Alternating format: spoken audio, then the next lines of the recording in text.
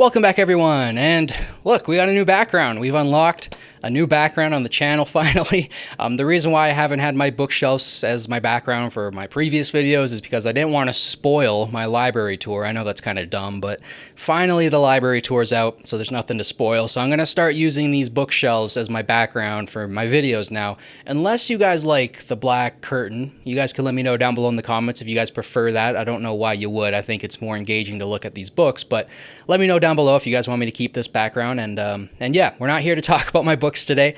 We're here to talk about the philosophy of ethics with Stephen Hicks on the Peterson Academy. So Stephen Hicks is becoming one of my favorite professors on the entire academy. I really like the way he presents his courses. He's got terrific oratory ability. He's just silky smooth with his words. He's very polished and everything's very concise and condensed, and you can just tell that he's a very professional professor. You know, he's up there with the likes of Jordan Peterson and James Orr. He's just, everything's focused. And when he presents these courses on postmodern philosophy, modern philosophy, ethical philosophy, he does a great job at showing the line across these thinkers and showing how they evolve off of each other and showing how they all connect under postmodern philosophy, modern philosophy, and whatnot. So today in the ethics course, I think he did a fantastic job, and he selected some brilliant thinkers, some of my favorite philosophers of all time, and I can't wait to talk about this course today. So as always, I'll go through the synopsis on the Peterson Academy website first, then I'll break down each of the lectures. I'll list out each one and I'll talk about my favorites. Then we'll go over the quizzes real quick. I'll give you guys the recommended books, and then I'll give you guys a couple concluding thoughts, and then we'll wrap up for today. So the synopsis on the Peterson Academy website. In the philosophy of ethics, a 10-hour course, Professor Hicks takes us on an engaging journey through the evolution of modern moral philosophy from the Enlightenment to the 20th century. We dive into the ideas of influential thinkers such as Locke, Kant, Kierkegaard, Mill, Nietzsche, and Foote, exploring their perspectives on topics like rationality, faith, utilitarianism, cultural relativism, and naturalistic ethics. The course offers a thoughtful exploration of the ongoing debate between universal moral principles and contextual or subjective approaches to ethics, while also delving into the powerful roles of reason, emotion, and human nature in shaping our moral values. So yeah, that should give you guys a better idea of what this course is about. And yeah, I think he did a great job at selecting some great thinkers, some great philosophers that kind of all connect together. And he did a great way of like drawing the line of how ethical philosophy has developed. Now, you could argue maybe he should have included other thinkers over some that are in the course, or maybe he's missing some, but I think he did a good job. And there's only a couple lectures throughout the course where he crams in two thinkers in one course. That tends to be a little bit chaotic, but Hicks handles it brilliantly. Like, I think he did a great job. I never feel like it's too much, but with other professors, maybe it would be. So I like that he takes kind of one course per philosopher for average and goes through their ideas and kind of displays on the beautiful screen behind him. Only the Peterson Academy can do that, but that the quotes will pop up behind him and he'll take apart quotes from these philosophers and break down kind of what they mean. And he does that often throughout his lectures, and I find that very useful. I wish more professors would do that, because I like to read the words from the thinkers themselves and then have a very educated professor kind of take them apart and go, okay, what does this mean? And this means this, and I don't exactly know what this means, but maybe you guys can think about it. I like that kind of discourse. So I found this course to just be fantastic. Like I said, I'll go through the names of all the lectures. You guys can pause and read the descriptions if you guys want to, but I'm not going to read out every single description. But I'll go through each of the lectures now, and then I'll talk about which ones were my absolute favorites. So the first lecture is Locke and Rousseau. The second lecture is Kant. The third is Kierkegaard. The fourth is Schopenhauer and Comte. The fifth is Mill. The sixth is Nietzsche. The seventh is Benedict and Ayer. And the eighth and final lecture is on Foote. So yeah, that should give you guys kind of a general overview of how these are laid out. Like I said, only a couple of the lectures there cover two philosophers at the same time. My favorites are pretty boring, I'm not going to lie. They're the lectures that covered my favorite philosophers. Not that the ones that were about philosophers that I'm a little bit less familiar with weren't interesting. They were actually very interesting. I learned a lot from, the course on Comte and Foote, philosophers that I don't engage with a lot. But I really liked the ones on, I'm sure a lot of you guys can guess which ones are my favorite philosophers by now, but Kant, Kierkegaard, and Nietzsche. Those were my favorite. Kant is difficult. He's probably the most difficult philosopher I've ever come across. He's very dense, takes time to work through his work. It took me about a year and a half to work through Critique of Pure Reason, and that's a book that I didn't even think that that could be made. It completely changed the way I viewed the world.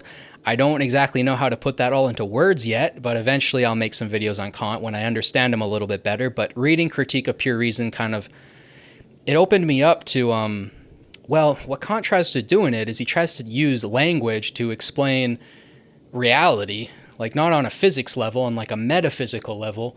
And he does a decent job at it. Like sometimes Critique of Pure Reason brings me back down to reality and gives me my sanity again. And then other times it disrupts my sanity and makes me lose all hope. I don't know. It's a very difficult work. I'm still trying to understand it. And it's, I think it was Nietzsche or Jung that once said that Kant built a prison of categories.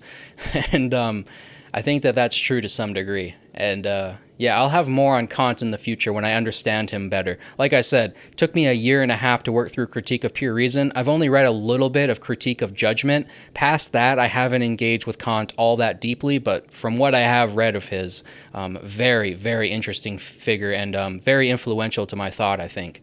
The one that's probably the most influential, though, is Kierkegaard, actually, even more so than Nietzsche for some reason. I really connect to Kierkegaard on a personal level. Whenever I read Kierkegaard's works, I just feel like we have a similar soul. Not to say that I'm on the same level as him intellectually. He's a genius beyond belief, but I feel like I connect to his soul. I feel like when he speaks about Christianity and working through those ideas and what they mean on a deep level, he's helped me out a lot with his writings, and I also feel like I'm kind of going through a similar process as him, and I feel his loneliness at times too. And yeah, Kierkegaard's one of those that really speaks to my soul, and he's a very personal philosopher for me. I connect to him in particular very deeply.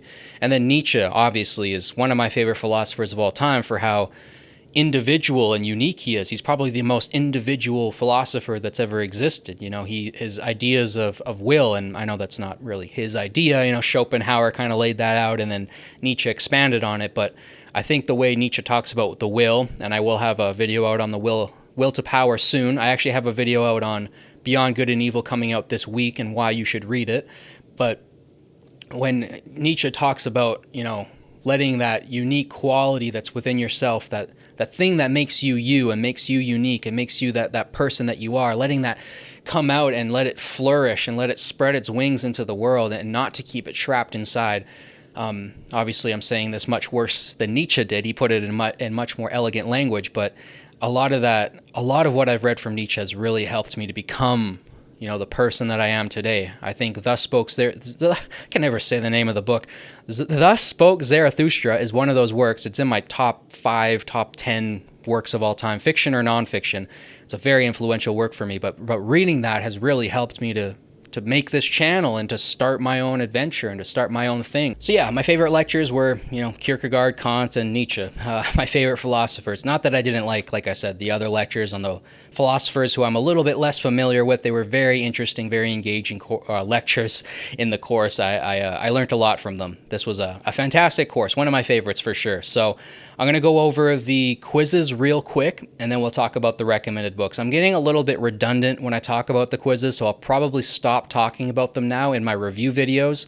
And yeah, it's just the same thing, guys. Like, if you pay attention and you're not getting distracted by other things or your phone or whatnot, and you pay attention to the courses, if you're taking a philosophy course or a history course, it's going to be pretty easy to get through the quizzes. At least for me. It might be different for other people. I don't know how your guys' brains work, but when it comes to memorizing ideas or names or whatever it might be, it's a little bit easier with philosophy and history. Whereas if you take a STEM course, something in biology or physics or mathematics, you got to remember numbers and decimal points sometimes, and you got to remember definitions and Latin words, and it gets a lot more complicated when you're talking about STEM fields or more difficult, definition-heavy sciences like that. Whereas when you're talking about history or philosophy, or even psychology to a degree, at least for myself, it tends to be a little bit easier to retain all of that information and to not really have the need to take many notes and to do well on the quizzes. Whereas, like I said, for some of the other courses, I take a lot of notes. But For this one, I didn't have to take any, and I did pretty well on the one quiz that I did. Like I said, I'm saving my quizzes because I think the best way to study for the final exams is to save your quizzes. We do have final exams for a couple courses now, and I will make a video on how to prepare for those very, very shortly. But to kind of spoil that video here for a second, the way I would do it is I would save the quizzes until the final exam's ready, take all of the lectures, take all of the quizzes to study, and then take the final exam. Because what the final exam is, and I was a little bit let down by this because I was expecting a written section, but what the final exam is for each of the courses is just 40 multiple choice questions that you need to do in 40 minutes. So it's a timed quiz, whereas the regular quizzes for each of the lectures aren't timed. The final exam for the course will be timed. You have to do 40 questions in 40 minutes. Those 40 questions are selected from the 80, 60, or however many quiz questions were on each of your quizzes. So that would be the best way to do it, is just take the quizzes for the first time while you're studying for that final exam, then take the final exam. You'll kind of already know what to expect because they're questions drawn from the quiz questions, and then you should have a pretty fairly easy time of working through that final exam. Like I said, I was a little bit let down that there's no written section. However, the final exams at the end of the curriculum, which I think comes in about a year and a half, year and a quarter now, we'll get that. You'll actually have to write a thesis. There'll be a proctored exam, so you'll probably have to go online at a specific time, put your webcam on. I've done online proctored exams before, and usually you have to put your phone somewhere where they can see it, and they're usually observing like where your eyes are darting to. They might even have some AI technology that can do that, I don't know. But they'll have some sort of proctored exam, and then you'll have to write a thesis, either one thesis or thesis for multiple different courses. I'm not sure exactly how it'll work. When I have more information, I'll definitely provide it for you guys, but just know that the final exam at the end, when you kind of get your certification, you will have to do a written portion. And the Peterson Academy does acknowledge that for the final exams for the courses, for each of the course final exams, there is going to be some people who cheat. There are going to be people who use ChatGPT to answer the questions. Now, you can get away with that for the quizzes and for the final exams, but when it comes down to taking writing your final thesis and taking the final proctored exam at the end of the curriculum, if your results differ greatly from your quiz and final exams marks, then they're going to notice. So I don't think that you can cheat the system fully by just cruising through the quiz questions and the final exams using ChatGPT and expect to get to the end of the curriculum and breeze through that too. You're gonna probably hit a wall if you do that. So definitely study, take the quizzes legitimately, and yeah, they're there for a tool. They're there as a tool for you. So don't cheat them. They're a tool for you.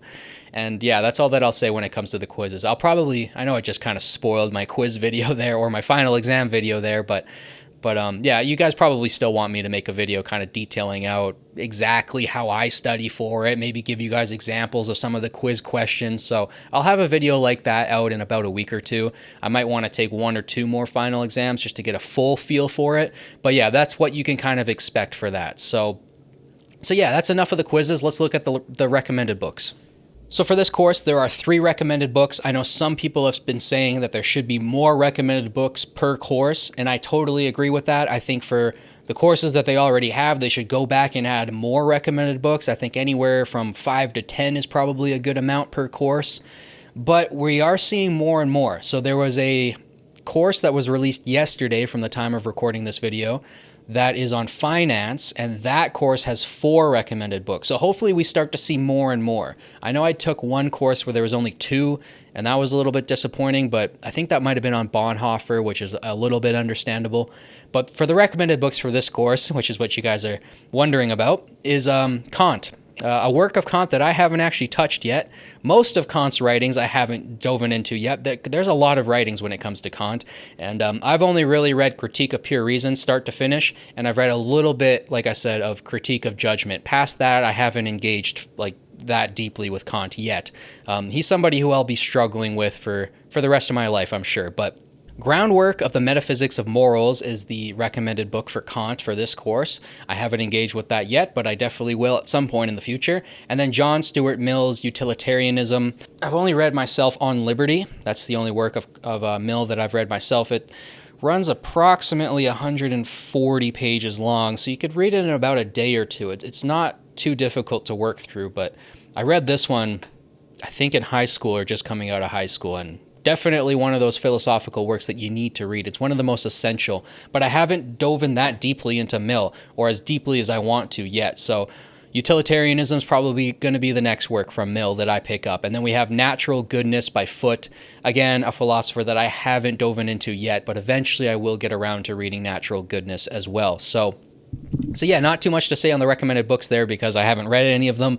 But yeah, I highly recommend engaging with all these philosophers. I'm interested in engaging with all of them, even the ones that I haven't yet. And the ones that I have engaged with, like I just mentioned before briefly, have completely changed my life. You know, Kant, Kierkegaard, and Nietzsche are people that I think about often. They're thinkers that have burrowed themselves into my head, and their ideas will never leave. I'll constantly be grappling with them, and I'm thankful for that because those ideas have, I think, made me into a better person. So yeah, I absolutely loved this course on the philosophy of ethics with Dr. Stephen Hicks. I found it brilliant. Like I said, I think he's just one of the most professional, one of the smoothest professors on the entire academy. It's very easy to listen to him talk about this stuff. I never feel like he's gerrymandering his own views or politics into the lectures. I never feel like he's providing too little information like some professors have, like Michael Shermer. And I don't feel like he's providing too much information where it's just like, holy, can you back off a little bit? He's very well paced. I tend to watch him on 1.5 speed. That's just what's natural for me. But he does talk a little bit slower for some people's taste maybe. But yeah, he's becoming one of my favorite professors on the academy for sure. I just think he's very professional, and the way he presents these ideas is done in a very truthful way. At least that's how it feels to me. So I would love to see courses on the Peterson Academy covering each of these philosophers just solely. You know, I love having courses on postmodern philosophy, modern philosophy, ethical philosophy, but I would love to have like a full 8-hour course or 10-hour course just on Nietzsche. I know Dr. Peterson's kind of already done that with Intro to Nietzsche, but I would love to see Hicks do a course like that. And I would love to see a full course on Kant, on Kierkegaard, on Schopenhauer, on Hegel. Like, I want to see expansive courses on all of these philosophers at some point on the Academy.